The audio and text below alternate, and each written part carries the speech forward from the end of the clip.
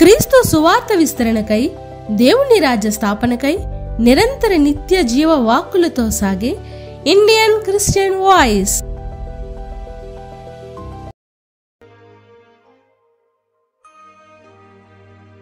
కెరటాలలో, జలదాలలో, పెనుగాలిలో అలవోకగా రహదారి అగుపింపజేసను. Indian Christian voice సమర్పిస్తున్న ఎడారిలో సెలయేర్లు, శ్రీమతి చార్లెస్ కౌమెన్ గారిచే రచించబడి డాక్టర్ జోబ్ సుదర్శన్ గారిచే తెలుగులో అనువదించబడిన ఈ చక్కని సంకలనం మీకోసం.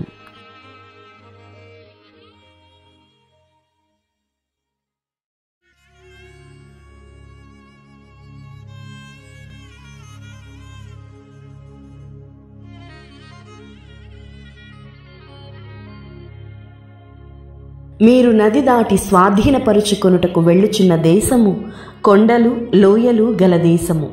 అది ఆకాశ వర్ష జలము త్రాగును. అది నీ దేవుడైన యెహోవా లక్ష్యపెట్టు దేశము. నీ దేవుడైన యెహోవా కన్నులు సంవత్సరాది మొదలుకొని సంవత్సరాంతము వరకు ఎల్లప్పుడూ దాని మీద ఉండును. ద్వితీయోపదేశ కాండము 11వ అధ్యాయము 11-12 వచనాలు. ప్రియమైన స్నేహితులారా, రాబోయే కాలంలో జరగబోయే దాన్ని గురించి ఆలోచిస్తే అంతా అగమ్య గోచరం. క్రొత్త సంవత్సరం మన ఎదుట ఉంది. దాన్ని స్వాధీనపరుచుకునేందుకు మనం బయలుదేరుతున్నాం. మనకేం ఎదురవనున్నదో ఎవరు చెప్పగలరు?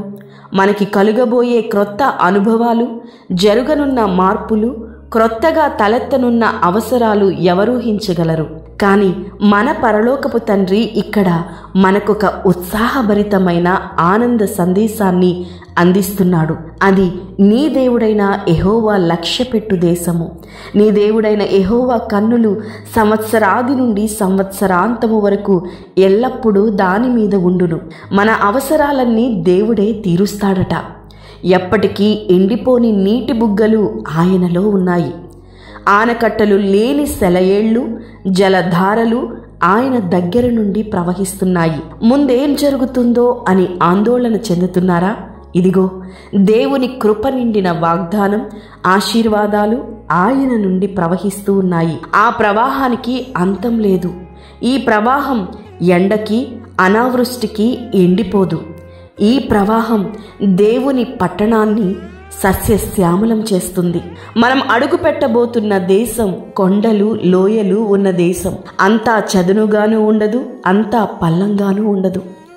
జీవితం చదునుగాను ఎత్తు పల్లాలు లేకుండా ఉంటే అది నిస్సారమవుతుంది. కొండలు లోయలు ఉండాలి. కొండలు వర్షధారల్ని పోగు చేసి లోయల్లోకి ప్రవహింపచేస్తాయి. మన జీవితాల్లోనూ ఇంతే. కొండలు ఎదురైనప్పుడే మనం కృపా సింహాసనం ఎదుట మోకాళ్ళుని ఆశీర్వాద వర్షధారల్ని పొందుతాము. కష్టాల పర్వతాలను చూసి దిగులు పడిపోతాము, సనుగుకుంటాము. కానీ ఈ పర్వతాలే మనపై వర్షాలు కురవడానికి కారణం.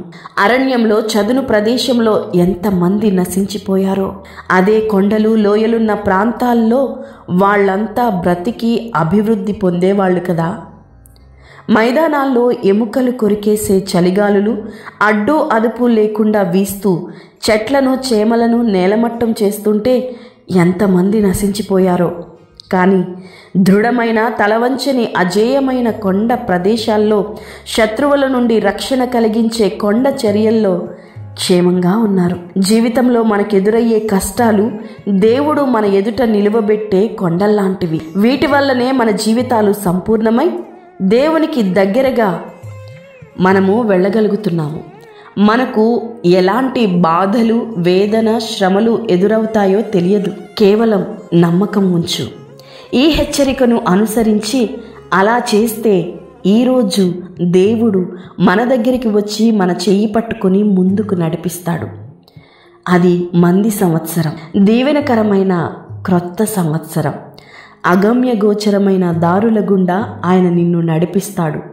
అడుగులు తడబడినా, అలసట పైబడినా, పైపైకి అంధకారం దారి మూసిన, గాలివానలు గోల చేసిన, మబ్బులు విడిపోతాయి, ముందుకు నడిపిస్తాయి. దేవునికే సమస్త మహిమ ఘనత ప్రభావములు కలుగునుగాక. ఆమెన్.